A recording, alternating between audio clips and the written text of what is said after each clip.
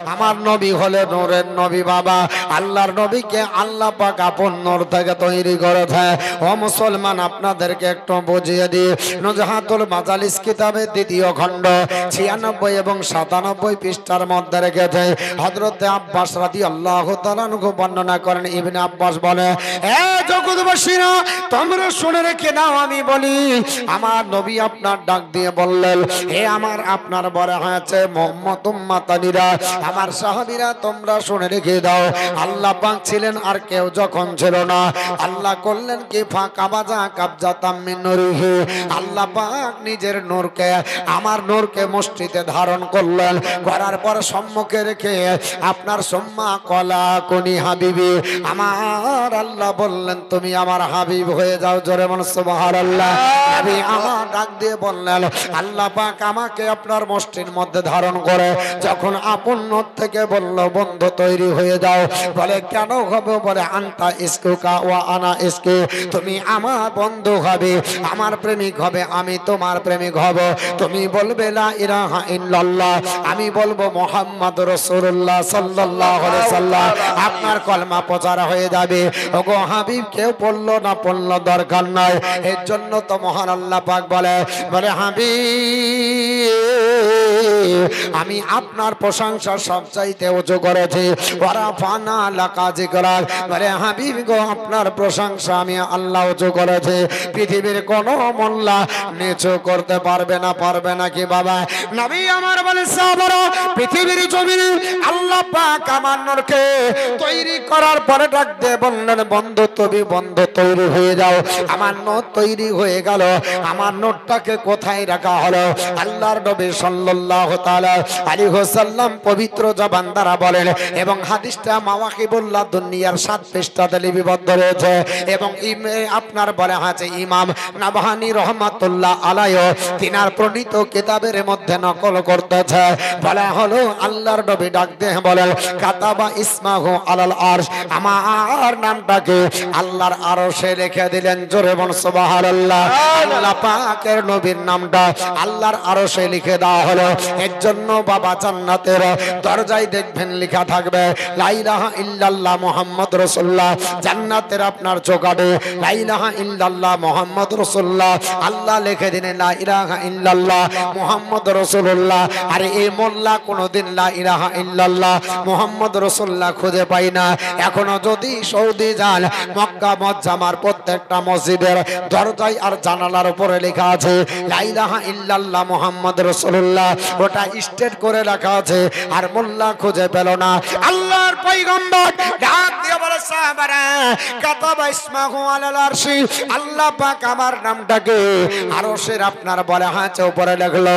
এই জন্য লেখা হলো, আল্লাহ বোঝাতে চাইলেন ওরে আমার সৃষ্টি জগৎ শোনো, তোমরা তৈরি হবে, হবার পর আরশের দিকে যখন থাকবে তাকিয়ে তোমরা বলবে, দেখে ফেলবে, এটাই তোমরা ভাববে ওই নবী হলো প্রথম নবী।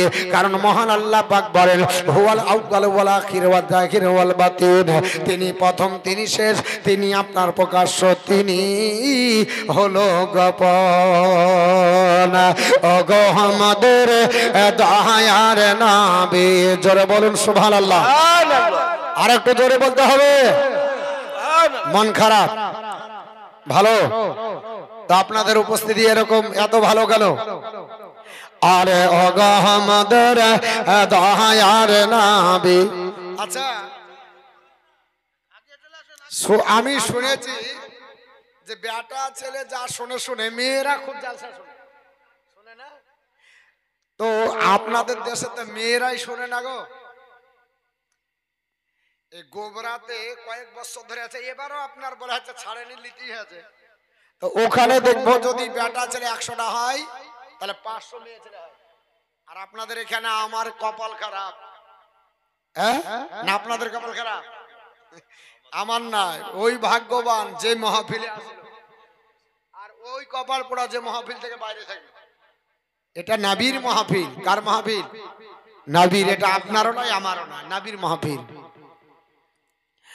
ওগো আমাদের দয়ার নবী, ওগো আমাদের জিন্দা নবী, তুমি দাও গো আপনে চা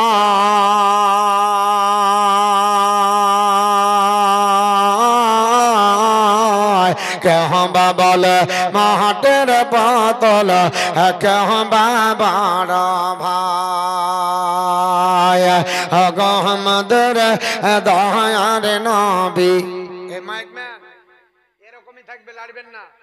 একবার আপনি চুপচাপ থাকবেন, হাত গুটিয়ে নিয়ে কোনো কিছু বলবেন না। যদি আমি টান দিই তাও ভাববেন না যে মৌলবি টান দিচ্ছে মানে ফাইটে যাবে কিছু, ওটা করবেন না। আমি টান দিব, আমি কমাবো, আপনি আর কিছু করবেন না, শুধু আপনি চুপচাপ থাকবেন।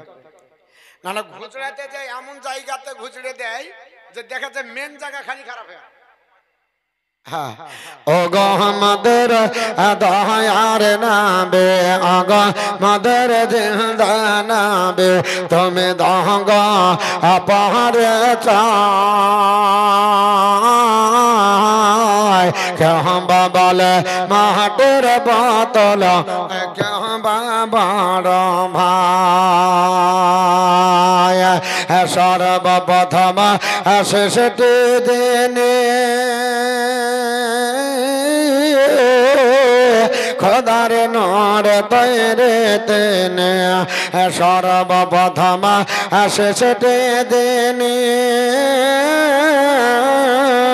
খোদার নর তৈরে তেনে আওয়াহলওয়া খেহরা তিনি আওয়াহলওয়া খেহরা নবী তুলনা তাহার না তুমি দাগ পদে চায় অগ মদর দয়ার নাবে অগ মদর জিন্দা নাবে তুমি দাগ পদে চায় কেহবা বলে মাহাটের বোতল কেহবা বড় ভাই নবী বলেন ইয়া উম্মত উম্মতি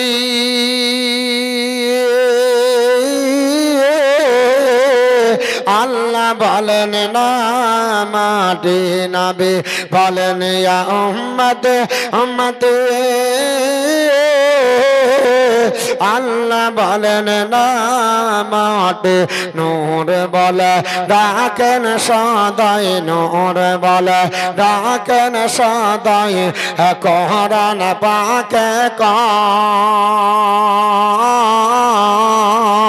তুমি দাগ পরে চায় অগ মদর দয়ার নাবে অগ মদর জিন্দা নাবে তুমি দাগ পরে চায় কেহবা বলে মাহাটের বোতল কেহবা বড় ভাই আল্লাহুম্মা সাল্লি আলা সাইয়্যিদিনা মাওলানা মুহাম্মদ ওয়া আলা আলি সাইয়্যিদিনা মাওলানা মুহাম্মদ সাল্লাল্লাহু আলাইহি ওয়াসাল্লাম। আল্লাহর নবী বলেন আমার নামটা আরশের উপর লিখে দিল। আল্লাহর নবীর নামটা আরশে লেখা হলো। তিনি হলেন প্রথম, তিনি শেষ এবং তিনি প্রকাশ্য, তিনি জাহির। এর জন্য একটা হাদিস আপনার নকল করা হয়েছে তাফসিরে রুহুল বায়ানে ইসমাইল হাক্কি রহমাতুল্লাহ আলাইহি। জবরদস্ত একজন আপনার তাফসিরি কারক বাবা, যার পিছনে এক ওয়াক্ত নামাজ পড়ে যতজন নামাজ পড়েছিল আল্লাহ সবাইকে হাফেজে কোরআন বানিয়ে দেয়। বিশ্ববিখ্যাত তাফসিরি কারক ইসমাইল হাক্কি রহমাতুল্লাহ আলাইহি জবরদস্ত তার তাফসিরের গ্রন্থ নাম হলো তাফসিরে রুহুল বায়ান। এই তাফসিরটা সব মাদ্রাসায় পড়ানো হয়। তাফসিরের খণ্ড নাম্বার হলো 4 আর আপনার পৃষ্ঠা নাম্বার হলো আপনার 38 এর মধ্যে লিপিবদ্ধ রয়েছে। হযরতে আপনার বলা হয়েছে ইসমাইল হাক্কি রহমাতুল্লাহ আলাইহি তিনি তাফসির করতে করতে এই কোরআনের আয়াতটা হুয়াল আউয়ালু ওয়াল আখিরু ওয়াজ জাহিরু ওয়াল বাতিন এই আয়াতের ব্যাখ্যা করতে করতে করতে হাদিসটি নিয়ে এসে বলছেন আল্লাহর নবী বলেছেন এ আপনার বলে হ্যাঁ আল্লাহর বান্দারা শোনো আমার নবী বলেছে আমার মুসলমান বলার উদ্দেশ্য হলো আল্লাহর নবীর আপনার হাকিকাত বর্ণনা করতে গিয়ে তিনি হাকিকাতে আপনার নবী ছিলেন এই হাদিসের আবার ব্যাখ্যা করা হয়েছে ব্যাখ্যা করতে গিয়ে আপনার বলা হয়েছে হযরত ইসমাঈল হাক্কি রহমাতুল্লাহ আলাইহি ইসমাঈল হাক্কি রহমাতুল্লাহ আলাইহি তিনি বলেছে হে জগৎবাসীরা তোমরা শুনে দেখে দাও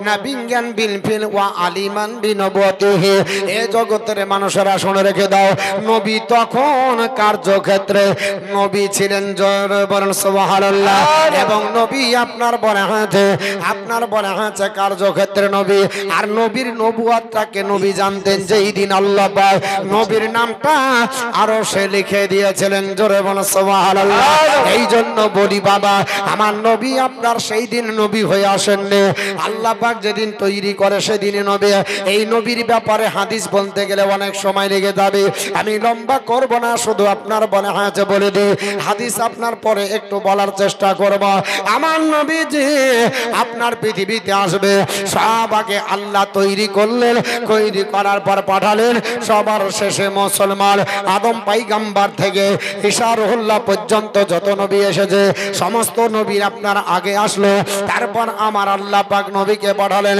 এইভাবে নবী আপনার বলা হয়েছে পৃথিবীর জমিনে আপনার দরাদমে আসবে নবীর ট্র্যাডিশনটা বুখারী শরীফের মধ্যে আছে যে আমার মা আমিনা রাদিয়াল্লাহু তাআলা আনহা আপনার গর্ভে আমার নবী এই পর্যন্ত আপনাদেরকে শুরু করে কারণ না হলে আপনার জীবনে কিছুই বলা যাবে না হযরতে মা আমিনার গর্ভে আমার নবী যখন আপনার এসেছিলেন এই পর আপনার প্রথম মাসে হযরতে আদম আলাইহিস সালাম আপনার শুভ সংবাদ দেয় হে মা আমিনা তুমি হলো আপনার বলে হচ্ছে ধন্যবতী তুমি হলো পুণ্যবতী মহিলা আল্লাহ তোমার কপালের জোর দিয়েছে যে তোমার নসিবে শেষ জামানার নবী আসতেছে হযরতে আপনার শেষ পয়গম্বর দ্বিতীয় মাসে শুভ সংবাদ দিলেন নূহ আপনার পয়গম্বর তৃতীয় মাসে শুভ সংবাদ দিলেন ইব্রাহিম আলাইহিস সালাম চতুর্থ মাসে সংবাদ দিলেন পঞ্চম মাসে মুসা কালিমুল্লাহ এই করতে করতে ষষ্ঠম থেকে অষ্টম থেকে লাস্ট পর্যন্ত নবম মাস যখন হয়ে যাবে ঈসা পর্যন্ত খবর হয়ে যাবে ঈসা পয়গম্বর যখন খবর দেবে এবারে তোমার আপনার গর্ভে যে সন্তানটা আছে সে হচ্ছে দোনজাহানের পয়গম্বর মা আমিনা আপনার রাদিয়াল্লাহু তাআলা আনহা তিনি বলেন আমি মনে মনে চিন্তা করলাম হায় আল্লাহ আমার পেটে যে সন্তান আছে তাহলে তো একটু নারীরা আপনার বড় আছে একটু আপনার পেরেশানি বোধ করে তাদের শরীরটা খারাপ হয় কিন্তু না না ও জগৎবাসীরা শুনে রেখে দাও আমার নবী যখন আমার গর্ভে ছিল আমি কোনোদিন সাধারণ মহিলার মতো আমার শরীর খারাপ হয়নি জোরে বলুন আল্লাহর নবী এটা যদি ছিলেন কোনদিন তার শরীর খারাপ হলো না কোনদিন তার আপনার বলা হয়েছে শরীর খারাপ হয়নি কোনদিন তার আপনার টেনশন হয়নি কোনদিন আপনার বলা হয়েছে তিনি আপনার পেটটা উঁচু ভাব দেখেননি হঠাৎ করে মা আমিনা তিনি বর্ণনা করে আমি এইটা শুনতে পেয়ে আমার আপনার নিরিবিলিতে গিয়ে আমার পেটের দিকে একটু কাপড় সরিয়ে দেখতে গেলাম হঠাৎ করে দেখা যায় পেটের ভিতর থেকে যেন হালোজিনের মতো আলো যেন বিচ্ছরিত হয় জোরে বলেন সুবহানাল্লাহ মা আমিনা বলে জগৎবাসীরা আমার মোহাম্মদ যখন আমার পেটে ছিল আমি রাস্তা দিয়ে যখন চলে যেতাম আমার উপরে আপনার মেঘমালা ছায়া করত আমি রাস্তা দিয়ে যখন চলে যেতাম আমার তলে পাথর যদি পড়ে যেত পায়ের আমার তলের পাথর আপনার সঙ্গে সঙ্গে তুলার মতো নরম হয়ে যেত আপনার বলে হচ্ছে মমের মতো গলে যেত আমি একদিন কুয়াতে পানি আনার জন্য আমি যখন গেছি আল্লাহর নবীর মা আপনার বলছেন আমি পানি আপনার নিতে যাব পানি আপনার নিচে ছিল হঠাৎ করে দেখলাম পানিটা উপর চলে গেল কারণ আমার আল্লাহর ইচ্ছা হলো বলে হাবিব গো আপনি যাবেন আপনার মায়ের পেটে থাকবেন আর আপনার মা কষ্ট পাবে আমি আল্লাহ পছন্দ করি না আমি আল্লাহ আপনাকে সবচাইতে ভালোবাসি আর আপনার ভালোবাসার খাতিরে আপনার মারও ভালোবাসে আপনার মারও সম্মান বাড়িয়ে দিয়েছে বলে হাবিব আপনি মায়ের পেটে থাকবেন আর আমার বান্দি আমিনা কষ্ট করবে, আমি আল্লাহ এটা পছন্দ করি না। আপনার খাতিরে আপনার মায়ের নাগাল আমি আল্লাহ পাক পানি আপনার পাইয়ে দিলাম। জোরে বলুন সুবহানাল্লাহ, জোরে বলুন না সুবহানাল্লাহ। এই হলো আবার নবীর শান। মা হযরতে আমিনা বর্ণনা করে, হে জগতের মানুষেরা শুনে রেখে দাও, আমি কোন সন্তান পেটে ধারণ করেছিলাম, আমি রাস্তা দিয়ে হেঁটে চলে যাই, আকাশ মার্গে এক ঝাঁক পাখি উড়ে যায়, সবাই যেন একটা স্লোগান দেয়, রহমাতাল লিল আলামিন আসতেছে, ওই নবী শেষ জামানার নবী আসতেছে। এই নবী আসার পরে কাবার বুত আপনার থুবড়ে পড়বে। আল্লাহর নবী যখন এসেছিলেন, হযরত আব্দুল মুত্তালিব ডাক দিয়ে বলে, আমি দেখলাম কাবা ঘরে বুত পুজো পর্যন্ত কথা বলেছিল, কাবা ঘর ঝুঁকে পড়েছিল, কাবা ঘরের আপনার বুতেরা একে অপরের আলোচনা করেছিল, পাথর পর্যন্ত নৃত্য গান গেয়েছিল। আমার নবীর আপনার আসার সময় হয়ে গেল, মা আমিনা একাকিত্ব অনুভব করছেন। হায় আল্লাহ পাক, আমার স্বামী নাই, স্বামী নাই, আমার স্বামী আপনার আব্দুল্লাহ, আল্লাহ গো আমাকে বিবাহ করে মুলকে স্বামী বাণিজ্য করতে গেছে, আর আপনার ঘরে আসে না। মেয়েদের আপনার সবচাইতে কঠিন সময় হলো আপনার মনে হচ্ছে আপনার বাচ্চা প্রসবিত সময়।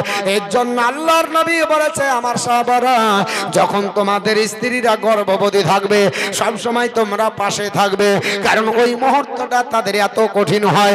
যদি ওই মুহূর্তে তোমরা সঙ্গে থাকো আর তাদের মাথা হাত বুলিয়ে যদি সবর করতে পারো, ওরা যদি ওই সময় সবর করে আল্লাহু আকবার, আল্লাহু আকবার বলে ডাক দেয়, আমি রাসূলুল্লাহ বলছে তাদের আমল নামাতে আমার আল্লাহ প্রত্যেকটা ডাকের বিনিময়ে একটা করে মাকবুল হজের সাবধান করবে। জোরে বলুন সুবহানাল্লাহ। আমার নবী বলে, তাই নয় হে সাহাবারা, আল্লাহর কোন বান্দি যদি পেটে আপনার সন্তান ধারণ করে যদি মারা যায়, আমি রাসূলুল্লাহ বলছি আল্লাহ তাকে জান্নাতে উচ্চ মাকাম ফিরদাউস দান করবে। সাত শ্রেণীর মানুষ শহীদের দরজা পাবে। ইবনে মাজাহ শরীফের হাদিস, সাত শ্রেণীর মানুষ শহীদের দরজা পাবে। 7 নম্বরে যে দরজা শহীদের পাবে সে হলো মহিলা। যদি কোনো মহিলা সন্তান প্রসব দিতে গিয়ে মারা যায় তাহলে সে শহীদ। সে কি হবে? শহীদের দরজা পাবে। এর জন্য ওই মুহূর্তটা খুবই কঠিন মুহূর্ত। আপনি আমি স্ত্রীদেরকে সঙ্গ দেব, কারণ স্ত্রীরা ওখানে এতটাই জ্ঞান হারিয়ে ফেলে যে ডাক্তারকেও মানে না, নার্সকেও মানে না। যদি আপনার তাদের ব্যথাটা আপনি অনুভব করতে পারতেন তাহলে বোঝা যেত। একমাত্র মারাই জানে ওই ব্যথাটা কত, তারা ছাড়া কেউ জানে না। এর জন্য নবী আমার বলেছে ওই সময় আল্লাহু আকবার বলতে হবে। কি বলতে হবে? আল্লাহু আকবার। যবার বলবে ততটাই মাকবুল হজের নেকি। আর যদি মারা যায় তাহলে শহীদের দরজা। আমার মুসলমান বলার উদ্দেশ্য হলো আল্লাহর নবী সাল্লাল্লাহু তাআলা আলাইহি ওয়াসাল্লাম আমিনার গর্ভে 9 মাস আপনার পার হয়ে গেল, আসার সময় হয়ে গেল। আমার আল্লাহ পাক জিবরিল আমিনকে ডাক দিয়ে বলে, জিবরিল, এ জিবরিল ফেরেশতা দুনিয়ায় চলে যাও। হে আল্লাহ, কেন দুনিয়ায় চলে যাব? বলে, জিবরিল দুনিয়ায় চলে যাও, আদম পয়গম্বরের স্ত্রী মা হাওয়াকে আপনার উঠে আমার কাছে হাজির করো। আল্লাহর আপনার বলে হচ্ছে ফেরেশতা জিবরিল আপনার আসার পর আপনার বলে হচ্ছে হাওয়াকে তুললেন, আমার আল্লাহর দরবারে হাজির করলেন। আল্লাহ কি করতে হবে? বলে, আপনার বসে যাও, আমি আল্লাহ তোমাকে খাদিমা বানাবো, দাইমা বানাবো। এ জিবরিল, আমার আর একজন বান্দি আছে, চলে যাও, আমি পৃথিবীর জমিনে তাকে এত ভালোবেসেছি, আমি আল্লাহ পাক তাকে মুসা কালিমুল্লাহর কলমা পড়ে জান্নাতি করেছি। জোরে বলুন। এই মেয়েটার নাম হলো আসিয়া। আপনার স্বামী হলো এমন আপনার মনে হয়েছে ব্যক্তি, স্বামীর খিদমত করলে আল্লাহর জান্নাত হয়, স্বামীর খিদমত করলে আল্লাহকে রাজি করা যায়, স্বামীর খিদমত করলে রাসূল পাওয়া যায়। কিন্তু নবী বলছে না না, ওই স্বামীর আপনার খিদমত করতে হবে।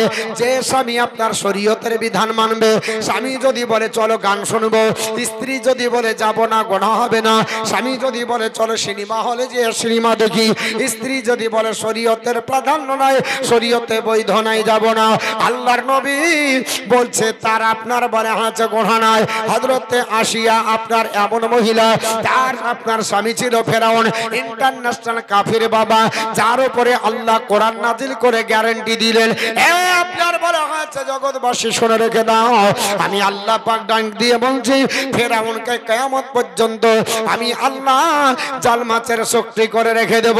আপনার নষ্ট হবে না, গলে যাবে না, আপনার পচে যাবে না। কিন্তু আপনার ফেরাউন কেন আপনার এত বড় কাফের, আর তার স্ত্রী জান্নাতি হলো কি করে?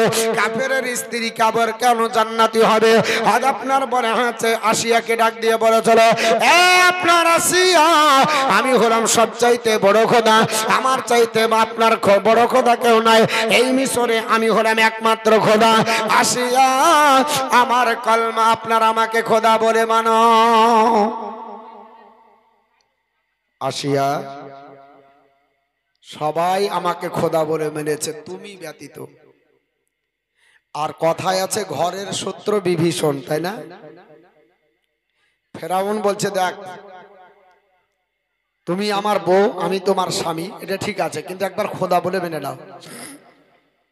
আসিয়া বলছে স্বামী কোনোদিন খোদা হয় না, খোদা কোনোদিন স্বামী হয় না। বলে কেন? গোটা এলাকার মিশরবাসী আমার মানে, আর তুই মানবি না মানে? বলে না, আমি বিবাহর বন্ধনের মাধ্যমে আমি আপনাকে এই দেহটা আপনার কাছে বিক্রি করে দিয়েছি, কিন্তু অন্তরটা আমার আল্লাহর কাছে বিক্রি আছে। জোরে বলুন সুবহানাল্লাহ। ফেরাউন দেখলো কাঠি হলো না, ফেরাউন যুক্তি নিতে গেল হামানের কাছে। ফেরাউন যখনই কোন কাজে বেঁধে যেত তো হামানকে ডাকতো, মানে হামান হচ্ছে তার মেন প্রধানমন্ত্রী।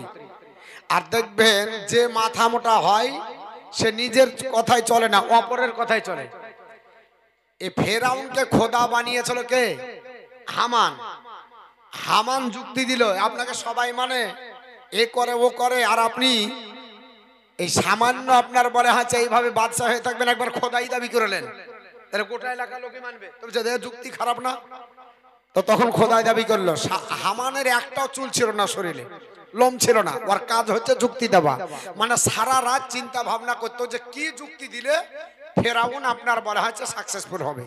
আর কূটনীতিবিদ যারা হয় তারা শুধু দেখবেন চিন্তা করে, আর চিন্তা করতে করতে করতে একটা বুদ্ধি বের করে বাস ওই বুদ্ধিটা কাজে লাগাবে। এরা হলো কূটনীতিবিদ। তা হামান বলতেছে বলে খোদা সবাই আপনাকে খোদা বলে মানছে, আর আপনার ঘরের সূত্র বিভীষণ বউ মানছে না, আর আপনাকে তাহলে বলেন তো প্রচার করব কি করে? আপনার বউ যদি খোদা না মানে, আর লোকের সামনে যা যদি বলি যে এটা আমাদের বড় খোদা, তাহলে আপনাকে মানবে? হামান যখন বলছে, ফেরাউন বলছে যে তাই তো, বউ যদি না মানে কে মানবে? আমাকে মৌলবি বলে বউ যদি না মানে আপনারা মানবেন? আপনারা বলবে আচ্ছা রে মৌলবিকে তার বই মানে না, আমরা কি মানবো? তাহলে আগে বউ মানবে তারপরে লোকে মানবে। তো আপনার হামান বলছে আপনার বউকে আগে কলমা পড়ান। হামান কলমা পড়াতে আপনার হামান বলছে আগে খোদা বলে মানান। হামানের কথা শুনে ফেরাউন বলছে একবারের মতো বল, তুই একবার বলি আলে হামানের সামনে, আর বলতে হবে না। আসিয়া রাদিয়াল্লাহু তাআলা আনহা বলছেন একবার বলাও যা, পাঁচবার বলাও তা। অতএব শুনে রেখে দেন, আপনি আমার স্বামী, স্বামী থাকবেন, কখনো খোদা হবেন না। আমার এই শরীরটা আপনার কাছে বিবাহ বন্ধনে হালাল করেছি, কিন্তু আমার অন্তরাত্মাটা আমার আল্লাহকে দিয়েছি। ফেরাউন দেখলো আমার আপনার প্রধানমন্ত্রীর সামনে অপমান করলি, হামানকে নিয়ে যে বলছে হামান কি করা যায়? বলছে একটাই যুক্তি। বলে কি? তাকে জানের ভয় দেখাতে হবে।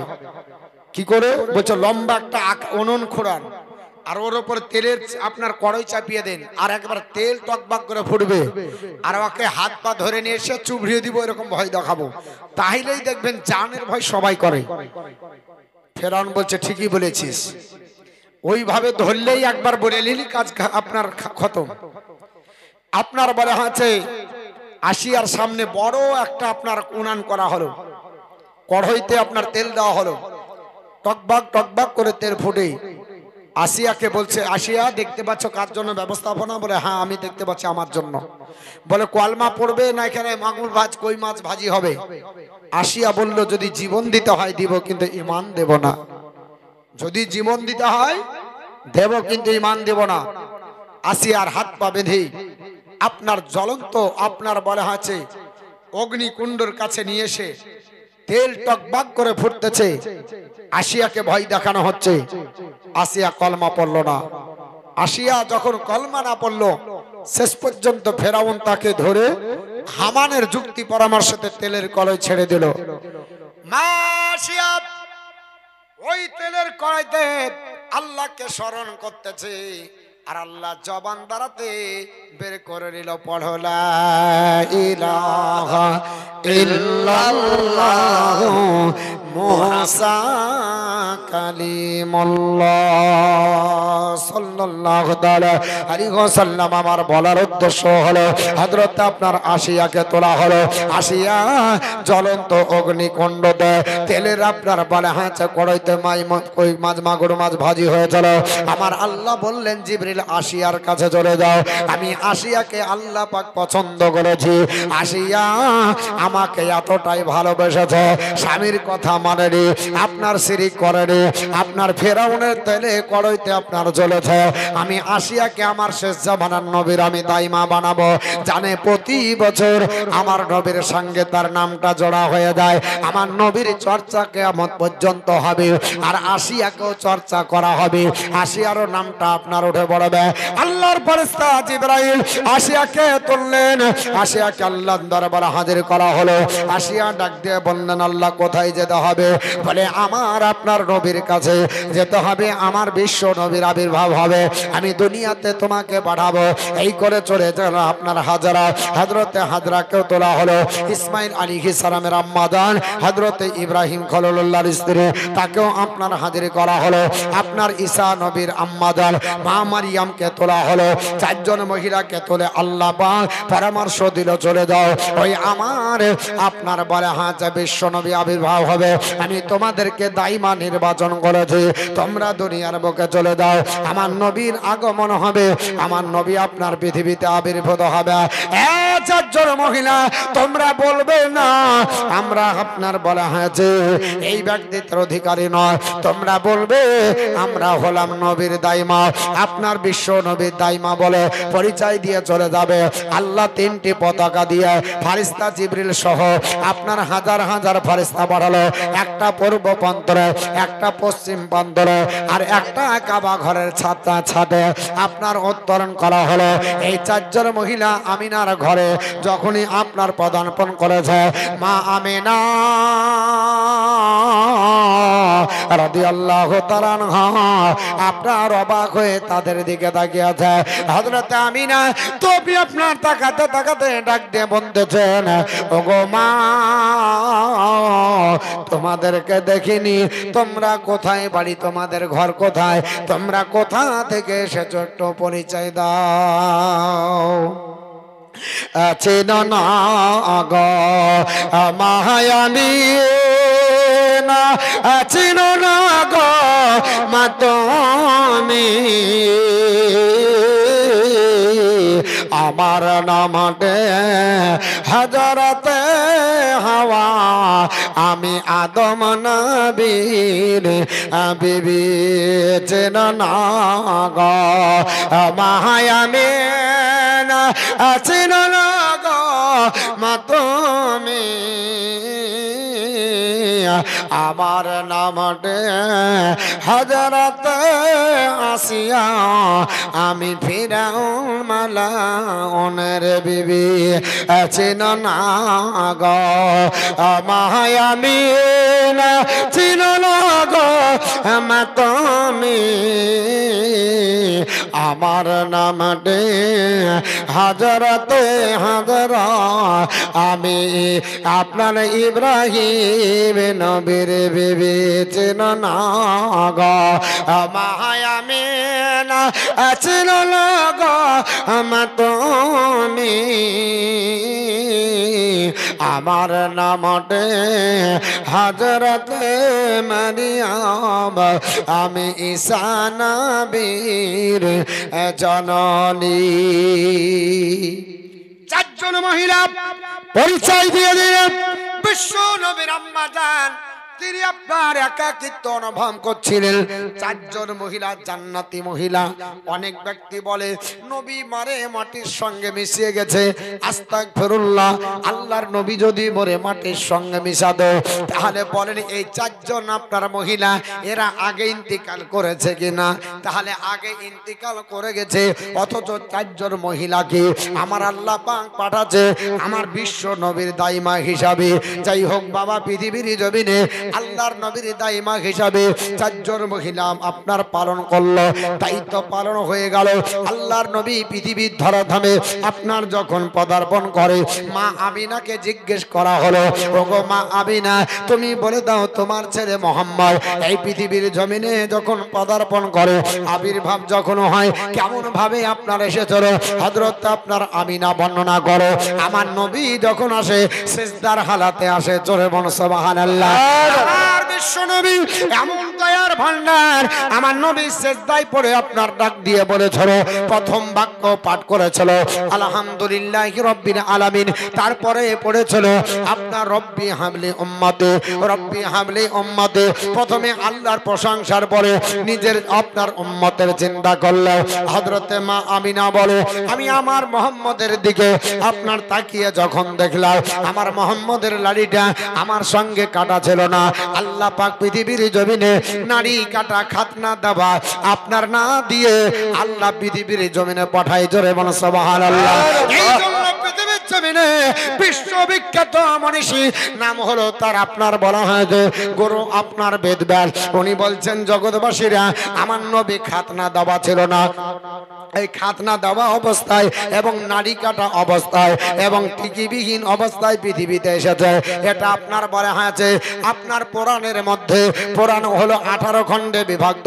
একটির নাম ব্রহ্ম পুরাণ, একটির নাম পদ্ম পুরাণ, একটির নাম শিব, একটির নাম লিঙ্গ, একটির নাম রবা, একটির নাম বামন, একটির নাম ব্রহ্ম, একটির নাম ব্রহ্ম বৈবর্ত, একটির নাম মৎস্য, একটির নাম মৎস্য মার্কণ্ডীয়, একটির নাম অগ্নি, একটির নাম লিঙ্গ, একটির নাম হলো ভবিষ্যৎ, একটির নাম হলো কল্কি। এই 18 খণ্ডে পুরাণ। এই 18 খণ্ডের মধ্যে লাস্টের দুটো খণ্ড, একটা হলো কল্কি পুরাণ, একটা হলো ভবিষ্য পুরাণ। এই দুটি খণ্ডের ভিতরে আল্লাহর নবীর আপনার প্রশংসা করা হয়েছে। গুরু আপনার বেদব্যাস বলছে, হে জগৎবাসী শুনে রেখে দাও, তোমাদেরকে জানিয়ে দিই আল্লাহর নবী যেই দিন আসে খাতনা দেওয়া অবস্থায় ছিল না, নারী কাটা অবস্থায় ছিল। আপনার বলা হয়েছে খাতনা দিয়ে আল্লাহ পৃথিবীর জমিনে নারী কেটে আপনার বলা হয়েছে এই পৃথিবীর জমিনে পাঠায়। ওরে জগৎবাসী তোমরা শোনো, আমি তোমাদের জানিয়ে দিই তিনি আপনার বন্ধে ইতস্মিন্নন্তরে মেরেছ আচারজন সমন্বিত মোহাম্মদ ইতিখাদ শিষ্য শাখা সমন্বিত নির্বসৈচ মহাদ এবং মরস্থল নিবাসিনাং গঙ্গা জলস্ব সংস্নাপ্য পঞ্চগব্য সমন্বিত চন্দনা দ্বীপের ভর্তষ্টাব মনসহর নমস্তে গিরিজানাথ মরস্থল নিবাসিনাং ত্রিপুরা সান্নস বহুমায়া প্রবর্তিনে লিঙ্গ ছেদ শিকাহীন শস্য ধরে সদস্য উচ্চালাপি সর্বভোগে ভবিষ্যতে জনময়। আমার বন্ধুগান বলার উদ্দেশ্য হলো গুরু বেদব্যাস বলছে জগৎবাসীরা ইতস্মিন্নন্তরে মিলেছ আচারজন সমন্বিত, যিনি শেষ জামানার নবী হবে, আখেরি জামানার নবী হবে, তিনি বিদেশি ভাষায় কথা বলবে। জোরে বলুন, আরেকটু জোরে বলুন। শেষ জামানার নবী তিনি হবে, বিদেশি ভাষায় কথা বলবে, সঙ্গপঙ্গনে পৃথিবীর ধরাধামে আবির্ভূত হবে এবং তিনি পৃথিবীর জমিনে যখন আসবে তিনি আপনার বলা হয়েছে আপনার আরবিতে বাক্যলাপ করবে। গুরু আপনার বেদব্যাস বলল ওই নবী এমন শ্রেষ্ঠ হবে যিনি আপনার পবিত্র জমজমের পানি দিয়ে ওযু করে 5 ওয়াক্ত নামাজ পড়ে শান্তির পতাকার তলে জায়গা নেবে এবং ওই নবীর আপনার বলা হয়েছে পদতলে আমার যদি জায়গা হয়ে যায় দেয় আল্লাহ পাক আমাকে আপনার বলা হয়েছে পৃথিবীর জমিনে আমার আপনার জান্নাত ও আপনার অজীব করে দেবে, আমাকে শান্তির পতাকা তলে দেবে। ওই নবী পৃথিবীর ধরাধামে আসার পরে আপনার বলা হয়েছে নাভি কাটা এবং লাড়ি কাটা অবস্থায় থাকবে। ওই নবীর টিকি বিহীন হবে, উচ্চারাপি সর্বভোগে ভবিষ্যতে জন্মায় এবং নবী 5 ওয়াক্ত আজান চালু করে শান্তির পতাকা তলে জগৎবাসীকে জায়গা দেবে। জোরে বল সুবহানাল্লাহ। আমার নবী পৃথিবীর জমিনে যখন আপনার আসলো, এই নবীর কথা বলতে গিয়ে আমরা আপনার বলি নবীর প্রশংসা প্রশংসা। অনেক ব্যক্তি বলছে কেন তোমরা শুধু নবীর প্রশংসা করো, অন্য অন্য কারো প্রশংসা করতে পারো না? আরে আমরা অন্য কারো প্রশংসা করব, কারণ নবীর প্রশংসা করতে স্বয়ং আল্লাহ বলেছে। আর আপনি যদি বলেন প্রশংসা করব না, কি করা হবে? এর জন্য পৃথিবীর জমিনে আপনার গৌরবের দাস বলছে আল্লাহ উপনিষদ 7ম পরিচ্ছেদের মধ্যে লেখা আছে, গুরু আপনার বলে হাতে বেদব্যাস বলে, হে জগৎবাসী শোনে না, হতা রবীন্দ্র মহাশরীন্দ্র আল্লাহ জ্যেষ্ঠং ষষ্ঠং পরমং পূর্ণং ব্রহ্মানঙ্গল্ল আল্লাহ রাসূলুল্লাহ কং বরস আল্লাহ আল্লাহ আদল্লাং বুকমে কং আল্লাহ বুকম নির্গদগম। আমি মহেন্দ্রের ইন্দ্র, আমি জ্যেষ্ঠ শ্রেষ্ঠ পরম পূর্ণ ব্রহ্মা, আমি আল্লাহ, আল্লাহ ছাড়া অন্য কোন মাবুদ নাই। আর মুহাম্মদের সমতুল্য পৃথিবীর কোন মানুষ নাই। সুবহানাল্লাহ। মুহাম্মদের সমতুল্য কেউ নাই। আচ্ছা, কানে খুব আওয়াজ লাগছে, হ্যাঁ? তাহলে চলে যাচ্ছেন কেন? মাইক ভালো নাই বলতে হয় না, ভালোই তো বাজছে।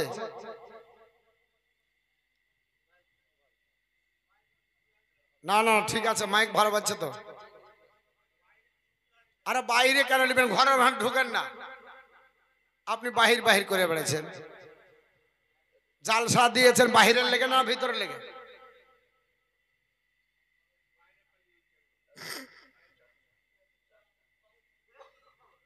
তো আল্লাহর নবী সাল্লাল্লাহু আলাইহি ওয়াসাল্লাম পৃথিবীর ধরাধামে আসবে এবং নবীর প্রশংসা করতে গিয়ে গুরু বেদব্যাস বলছে, শোনো, নবী ছাড়া আল্লাহ পাওয়া যাবে না। এর জন্য গুরু বেদব্যাসের ভক্তবিন্দুরা বলল, তাহলে কি করে পাওয়া যাবে? বলে ওনার কলমা পড়ে নাও। এটা ঋগ্বেদ সংহিতা কাণ্ড শ্লোক নাম্বার 9 এর মধ্যে লেখা আছে। বলা হয়েছে, তিনি বললেন মুহাম্মদুর কংবরস ইল্ললতি ইল্ললা। আমরা যেটা বলি লা ইলাহা ইল্লাল্লাহ মুহাম্মদ রাসূলুল্লাহ, ওটাই হলো তার মানে নাই কোনো মাবুদ আল্লাহ ছাড়া। আর মুহাম্মদ সাল্লাল্লাহু আলাইহি সাল্লাম আল্লাহর প্রেরিত রাসূল। জোরে বলুন সুবহানাল্লাহ। সুবহানাল্লাহ। আমরা কলমা পড়ি, কলমা পড়বেন। নবী বলেছে, কেউ যদি মৃত্যু মুখে পতিত হয় তাকেও কলমা পড়াও। লাকিনু মাউতাকুম লা ইলাহা ইল্লাল্লাহ। ইয়া রাসূলুল্লাহ, কলমা পড়লে কি হবে? নবী আমার বলে, মান কানা আখিরু কালামিহি লা ইলাহা ইল্লাল্লাহ দাখালাল জান্নাত। যার জীবনের শেষ বাক্য হবে লা ইলাহা ইল্লাল্লাহ মুহাম্মদ রাসূলুল্লাহ সাল্লাল্লাহু আলাইহি সাল্লাম, সে আল্লাহর জান্নাতের হকদার। জোরে বলুন সুবহানাল্লাহ। অতএব কলমা পড়ান, কলমা পড়ান। এর জন্য কলমা পড়াতে হবে। গুরু আপনার বলা আছে, বেদব্যাস বললে, শোনো, এটাই শুধু শেষ নয়, তোমাদেরকে আরেকটা কথা বলে দিই। নবীকে এতটাই মানতে হবে, নবীর কথা তোমরা স্মরণ করো, নবীর নাম জিকির করো, নবীকে আপনার বলা আছে ইয়াদ করো। আপনার সঙ্গে সঙ্গে উত্তরণ বেদ অনকাহি 5ম পরিচ্ছেদের মধ্যে তিনি বললেন, হতা আপনার বলা আছে লা ইলাহা হারতি পাবাম ইল্লা ইলাহা পরম পদমা জন্ম বৈকুণ্ঠ অপইনতি জপিনা মুহাম্মাদান। লা ইলাহা পড়লে জীবনের সব গুনাহ মাফ হয়ে যায়, ইল্লাল্লাহ পড়লে চরম সম্মানের অধিকারী হওয়া যায়। আর চিরতরে যদি স্বর্গে বাস করতে চাও, বিশ্ব নবীর নাম জপ জিকির করো। জোরে বল সুবহানাল্লাহ। আগনহরিয়া গহ আমা আমেনা তোমার নহরের ঘরে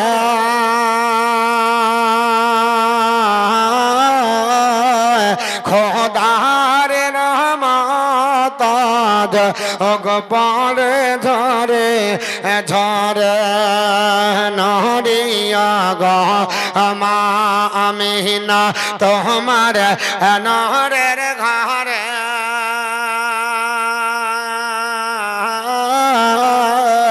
খোদা রহমত গোপনে ঝরে ঝরে যার নাম দরদ পড়ে আল্লাহ তাআলা আরে ফারিস্তা সকলে যার রবেতে ফিদা যার নাম দরদ পড়ে আল্লাহ তাআলা ফারিস্তা সকলে যার রবেতে ফিদা বহনের পশু গাহে গান বহনের পশু গাহে গান বড়ই মধুর স্বরে খোদার রহমত পড়ে ঝরে ঝরে নরিয়া গো মা আমিনা তোমার নহরের ঘরে খোদার রহমত পড়ে ঝরে ঝরে আল্লাহুম্মা اللهم صل على سيدنا مولانا محمد وعلى آل سيدنا مولانا মুহাম্মদ সাল্লাল্লাহু আলাইহি সাল্লাম। আমার মুসলমান বলার উদ্দেশ্য হলো আল্লাহর নবী সাল্লাল্লাহু তাআলা আলাইহি ওয়াসাল্লাম মা আমিনার আপনার ঘরে গোটা আপনার ঘরটা নূরে নূরান্বিত হয়ে গেল। মা আমিনা বলে শুধু ঘর নয়, হে মুসলমান শুনে রেখে দাও, আমার ছেলে মোহাম্মদ এমনই জ্যোতিময় ছিল। আমি মোহাম্মদের নূরের চমকে আমি মুলকে শামের রাজপ্রাসাদ দর্শন করি। জোরে বলুন সুবহানাল্লাহ। আমিনা বলছে আমার নবীর নূর, আর মোল্লা বলছে নবী হলো আমারই মতো মাটি। জোরে বলুন আস্তাগফিরুল্লাহ। মা আমিনাকে জিজ্ঞেস করো, মা আমিনা তোমার ঘরে কে এসেছে? মা আমিনা বলছে আমার ঘরে আপনার বলে হাতে নূর এসেছে, আর আপনার বলে হাতে এরা, আর আপনার মানতে পারলো না। যাই হোক বাবা মুসলমান, পৃথিবীর জমিনে আল্লাহর নবী আপনার আসার পরে আল্লাহর নবী আপন মায়ের দুগ্ধ প্রথম খেয়েছিলেন। অনেকে বলে আপনার বলে হাতে আপনার কার আগে খেয়েছিল? না না, নির্ভরযোগ্য কিতাবের আপনার বলে হাতে রেফারেন্স আমার নবী আপন মায়ের আগে আপনার পান করেছিলেন। চারজন মহিলার দুগ্ধ নবী পান করে, তবে নবী সর্বপ্রথমে যার দুগ্ধ পান করে তিনি হলেন আপন মায়ের। কোন কোন কিতাবে রেফারেন্স দেওয়া হয়েছে বলে নবী আপনার এক সপ্তাহ মায়ের কাছে ছিলেন, তারপর নাকি আপনার তাইফের দেশে গেছিলেন। ওই তাইফের দেশ সবচেয়ে উঁচু, যে তাইফের মাটিতে আপনি যদি যান ঘুরে ঘুরে কাশ্মীর যারা যায়, দার্জিলিং যারা যায়, এইভাবে যেতে হবে অনেক আপনার উঁচু পাহাড়ের উপরে। তাইফের দেশে আপনার দাই হালিমা রাদিয়াল্লাহু তাআলা আনহার বাসা। তিনি কত কষ্ট করে এসেছেন, গাড়িতে গেলেও আপনার অনেক কষ্ট হয়, সবাই আপনার যেতে পারে না। ওখানে বিখ্যাত সাহাবী হযরত আব্বাস রাদিয়াল্লাহু তাআলার মাজার আছে, আর ওনার মাজারের সামনে ওনার নামে একটা মসজিদ করা হয়েছে, নাম দিয়েছে মসজিদে আব্দুল্লাহ ইবনে আব্বাস রাদিয়াল্লাহু তাআলা আন। এই মসজিদের আপনার বলা হয়েছে এলাকা তাইফের মাটি আপনার খবর বা তাইফে আপনার কৃষি জমির কাজ করা হয়। ওই দেশের একজন মহিলা, নাম ভদ্র মহিলার নাম হযরত হালিমাতু সাদিয়া রাদিয়াল্লাহু তাআলা আনহা, যিনি আপনার তাইফের দেশের অধিবাসিনী, যিনি ছিলেন গরিব মহিলা। আপনার প্রতিদিন ছাগল চড়াতেন, প্রতিদিন আপনার বন জঙ্গলে ঘাস কাটতেন, প্রতিদিন তিনি জঙ্গলে চলে যেতেন। হঠাৎ করে তিনি একদিন রাত্রি বেলায় স্বপ্ন যোগে দেখতেছেন একজন সুদর্শন চেহারার অধিকারী, মাথায় ছিল তার সাদা পাগড়ি, মুখে ছিল তার শুভ আপনার দাড়ি, আর গায়ে একটা আপনার জুব্বা পরে একটা কুয়োর কাছে দাঁড়িয়ে ডাক দিয়ে বলে, ও ভদ্র মহিলা হালিমা, আর তোমাকে ঘাস কাটতে হবে না, আর তোমাকে চিন্তা করতে হবে না, আর তোমাকে আপনার ছাগল চড়াতে হবে না। আর তোমার রুজি রোজগারের জন্য চিন্তা করতে হবে না, তোমার রুজির বন্টনকারী চলে এসেছে। জোরে বল সুবহানাল্লাহ। তোমার কপাল খুলে গেছে। ওরে হালিমা তুমি তাড়াতাড়ি এসো। হযরতে হালিমা তো সাদিয়া বলে, আমি স্বপ্ন যোগে সেই সুদর্শন চেহারার অধিকারী আমি ভদ্র লোকের কাছে গেলাম, আমাকে এক পিয়ালা দুধের মতো ওই কুয়োর পানি আমাকে দিল। ওই পানিটা খেয়ে আমার কলিজা ঠান্ডা হলো। দুধের চাইতে বেশি মিষ্টি লাগলো, মধুর চাইতে বেশি সাদা লাগলো। আপনার মেয়ে দুধের চাইতে বেশি সাদা লাগলো, মধুর চাইতে বেশি মিষ্টি লাগলো। ওই পানি খাওয়ার পরে আমাকে ডাক দিয়ে বলে, হালিমা আর তোকে এই কাজ করতে হবে না, তুই সকাল বেলায় মক্কা মজ্জামায় চলে যাবি। ওই আপনার বলে হাঁচে মক্কার মাটিতে কাবা ঘরের আপনার বলে হাঁচে বসে আমার আল্লাহ পাক একজন শ্রেষ্ঠ পয়গম্বর পাঠিয়েছে, শ্রেষ্ঠ নবীকে পৃথিবীতে পাঠিয়েছে। উনি রহমাতাল লিল আলামিন, উনি জগতে পদার্পণ করে আর অশান্তি থাকবে না। হালিমা তুমি আপনার ঘাস কাটতে হবে না, তোমারও তুমি আপনার সকাল বেলায় চলে যাবে। ওই নবীর নাম হলো মুহাম্মদ, বাপের নাম হলো আব্দুল্লাহ, তবে বাপ নয়, মায়ের নাম হলো আমিনা, আর আপনার দাদার নাম আব্দুল মুতাল্লিব, উনি হচ্ছেন কাবা ঘরের মুতাল্লি। হালিমা স্বপ্নটা যেন কারোর সামনে না বলো। এই স্বপ্নের কথা তুমি বাস্তবে রূপায়ণ যদি করতে হয়, সকাল বেলাতে তুমি আপনার রওনা দাও মক্কা মজ্জামার দিকে, আপনার রাস্তা ধরো। হযরতে হালিমা তো সাদিয়া তিনি সকাল বেলা হলো আপনার নিজের স্বামী হারিসকে ডাক দিয়ে বলল, এই স্বামী হারিস, আমার আর মন টিকে না, আমার বড় ছেলে আপনার বড় হাতে জুমরা থাকবে বাড়িতে, আর আমার ছোট ছেলের নাম হলো মহিবার, কেউ বলেছে আব্দুল্লাহ, কেউ বলেছে মহিবার, যাই হোক মহিবরকে নিব আর বোন বেটাকে নিয়ে আপনার বড় হাতে চলতে লাগবো। আমার এই ছেলেটার সঙ্গে আমি যদি একটা বাচ্চা নিয়ে এসে মক্কা মজ্জামা থেকে ওই বাচ্চাটা আমার দুগ্ধ পান করবে আর আমাদের বাড়িতে কিছু টাকা পয়সা দেবে, আর তাতে আমার বাড়িতে অশান্তি দূর হয়ে যাবে আর আমার বাড়িতে সুখ স্বাচ্ছন্দ্য ফিরে আসবে। আমি আপনার বলে হাঁচে মক্কা যাব।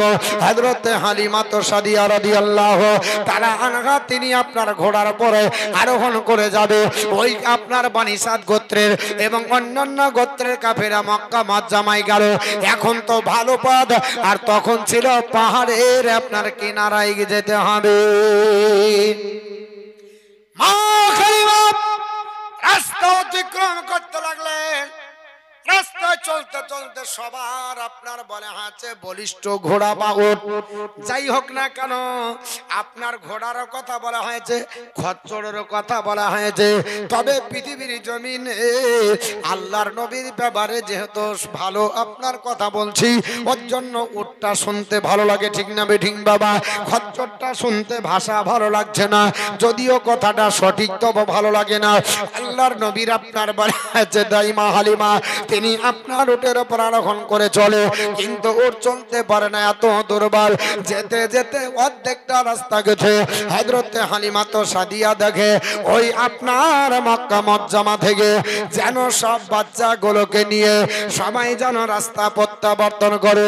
হালিমা দেখে অবাক হয়ে গেলেন, বলে হালিমা কোথায় যাবে বল?